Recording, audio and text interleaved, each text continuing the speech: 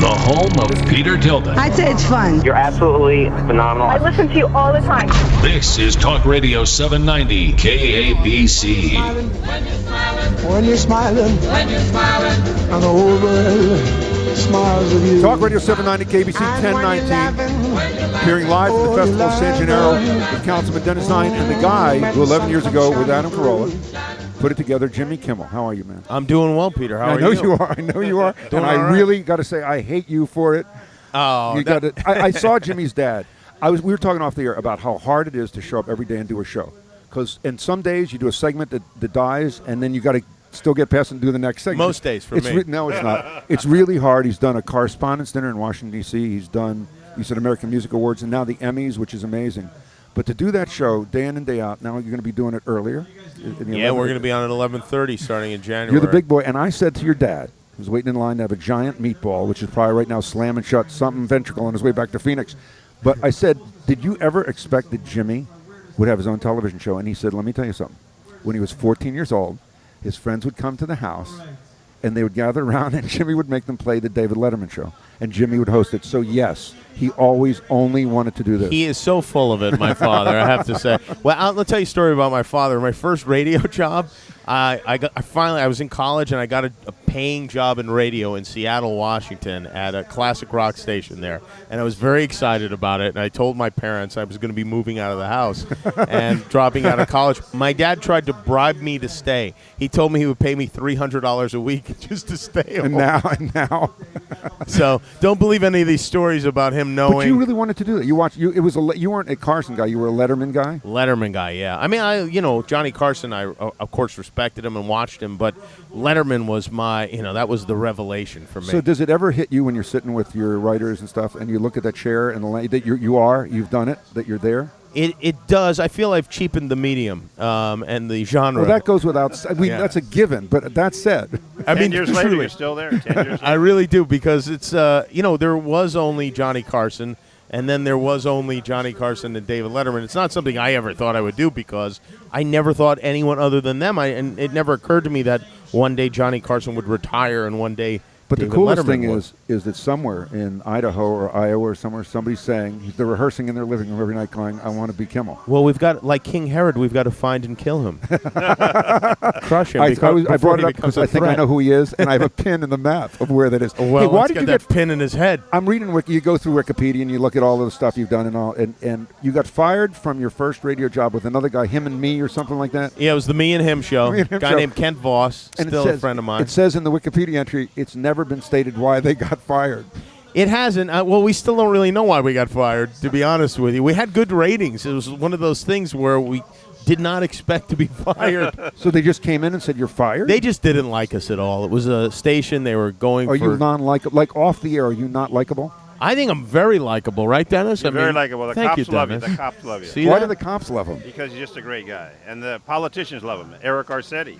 Yes, Eric Garcetti. Yeah, well, Jimmy came down he's in to Hollywood City because it's your Hollywood thing. I said to Eric Yeah. Garcetti, and people don't realize this. When Eric got into office in Hollywood, it used to be a drug-infested, filled with prostitution, smelled like urine, and now he ruined Jimmy it. Drug-infested, filled with prostitution, but as a Cirque show. Jimmy Kimmel cleaned it up. They cleaned it up. And you. So he's done amazing. He's done amazing work. Cleaned it up for the show. For the audience. You're the only theater where actually there's a good chance you can see somebody peeing on the wall as you're waiting in line to get in. And sometimes it's me. How hard is it getting up to do the show every single night, or do you look forward to it, or is it agony? It's all of those things. It depends on the night. It depends on who I'm sitting there talking to. And some nights I have to really carry it, and some nights it's easy. You know? And do you get mad at the staff if it doesn't go well? I know Letterman. No, he's like a perfectionist. I blame myself for everything. I mean, I think it's my responsibility. Well, you created this great festival 11 years ago. People should come up Hollywood and Highland, spend money, eat, have a great time because it benefits a lot of people. A lot of great causes, and this is something we started in my backyard. I just didn't understand why we didn't have a San Gennaro feast in L.A. We had one in Las Vegas where I grew up. We had one in Brooklyn before, and of course New York City where I grew up. And we didn't have one. I really just wanted Zeppelis, those fried dough balls. Oh, I ate two. Yeah, unbelievable. They're fantastic. You lost how much weight did you lose? About 20 pounds. And how did you decide? Worry or like a colon thing, or how did you? Mostly vomiting and disease. Which is really a good way to do it. No, just eating less. And when did you decide? Wow, I don't like the way I look, or I got to lose the weight, or was it the 11 o'clock move? No, it had nothing to do with that. I had a weird thing. Dr. Oz was on my show. And I know this is a weird thing, He but brought out a bucket of fat. he measured my waist, and we all think our waist is like whatever 38, but then these pants are not really 38, they're like 44 or something. And he did a bit on the show, and then the next day he called me, and he said, "Hey, I just wanted to talk to you. You're not taking care of yourself, and it's not good." And I thought, you know what? If he shouldn't care more about my body than I do, and maybe I should try to lose some weight. Dr. Oz actually called you back because he was concerned. He phoned What was, me. if you don't mind me asking, what was the waist? My pant size was 38, but Yeah, but it's like a tourniquet. yeah, it was like 42 or something, really. But yeah, no, it wasn't tight. It just they lie on. It's You not look great. You 38 look inches unbelievable. around. So is it Wow. diet and You look exercise? Diet and exercise, what you doing? Just diet mostly. Why'd you say it twice, Dennis? Diet and It's like exercise. echolali, I you wanted said to make sure because of your voice penetrating the microphone. Dennis eats 2 lunches because he looks. We and went to says- lunch, and I had 2 lunches. He two bought lunch- them What do you both. mean you had 2 He lunches? ate 2 bought them lunches. both. The man ate 2 complete. I mean, honestly. I was So hungry. you ordered 2 things, or you no, finished he ate Peter's one. food? He ate one, one came back and then to this. ordered another one. You did. So all I'm I've saying to never you- seen anyone do that before. Jimmy, it was small Right portion. now, what I'm saying to you is, if you have Dr. Oz's number. What were the items? What were the menu Chicken. Go items? ahead. Chicken. Go ahead. No, it was a Chicken. lamb. You ate like a lamb thing and then Well, a no, chicken it's thing. on Sepulveda But I'm talking a Boulevard. whole platter, Don't leave like the with restaurant. We'll get No, sued. but with rice and bread It and just wasn't- rolls it and wasn't the whole enough. bit, and then he went back and got another one. But I needed more Said food. it just was not enough. Peter gave me his credit card. I said, I might as well I've never enjoy the seen- day. Look, Jimmy I've Kimmel. never heard of that. I've never had that happen to me in my life. All right, let's move on from I his did. feeding habits because it's just disconcerting. Jimmy Kimmel did the you did the Dennis, what's wrong with you? A hungry man. A hungry man. He's gaining weight. You can watch him gain weight. It's like a chia pet grows hair. You can actually watch Dennis go up a pant size. What kind of jeans do they have for you now? Levi's. I'm wearing Levi's. All right, I got to control myself. When you did the correspondence dinner in Washington, I know the show is yours, the name's on the building, you did the Emmys, but you're standing next to the President of the United States. I was genuinely terrified. Okay, you know the room here, kind of what America's going to laugh at because they know that you're tuning in for you, Yeah. so they kind of know your humor. When you do the Emmys, they kind of know your humor. Yeah. How do you know what's going to play in a correspondence dinner in Washington, D.C.? No idea. I mean, you have to look back at jokes that other people did and how well they went over. But even that changes with every administration Right. and just kind of the tone of the room. And, I really didn't know, and that's why I was worried about it. And they also told me half the room will – well, here's the worst thing about it is – there are people there that actually told me afterwards that was so funny. I couldn't laugh because I didn't want to appear to be Offensive. biased, Oh. or whatever, Thank you. but it was so funny because they don't know if they're going to be on camera and they don't want to be caught laughing at Newt Gingrich, who they might have to get a story from next week. So it's a very strange group, but I think it went okay, and I just tried to spread it The around. greatest thing about it, tell everybody what you did about your high school teacher. Well, at the end, I said something. My high school teacher, and it's a true story, Mr. Mills.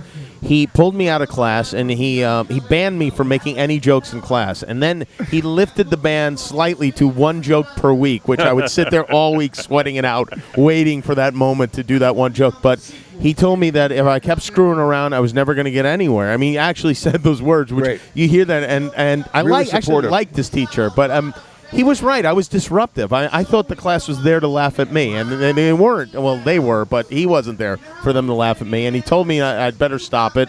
And well, it turned out in this particular case he was wrong. But I said to eat at Mills. Mr. Mills was his name. I come to find out afterwards that he's been dead for years. But he said at the correspondence dinner, eat it, Mills. I'm not about to high-five That's the right. President of the United States, and you high-five the President of the United States, which makes everybody on your side because everybody can identify it. You're a handsome and powerful man. Look at you. Thank you, You're Peter. doing really well, and you deserve it. You And work a slender really- waist. A slender It waist. works really hard. Other comedians you can watch, and they work really hard, but you can see it.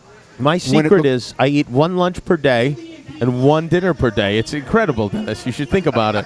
David had deal and meal cards, and he bought other people's. They thought it was a monopoly. He Peter, would what buy- was your reaction when he called the waiter back over? No, waiter. No, he went up and got. It was one of those places where you go get it. Oh, I see. I didn't know That's what he was not doing. quite as bad. I thought he was going to the bathroom. He came back with another full Small meal. portions, Peter. Can you imagine if you You just want a ate, Saturday discount. if We you just gotta- ate 3 sensible meals a day? What this world He would does be like? all in one sitting. Come out to the Angeleno Festival. It's out in Hollywood and Highland. He's worked hard to put this together for 11 years, and it great raised a lot of cause. money. Great Thank you, cause. Jimmy. Thank you, Peter. It's a pleasure to be on with you. It It's really a pleasure is. to have you on. Talk Really Radio is. 790 KBC. I think we'll be right back. Pretty sure.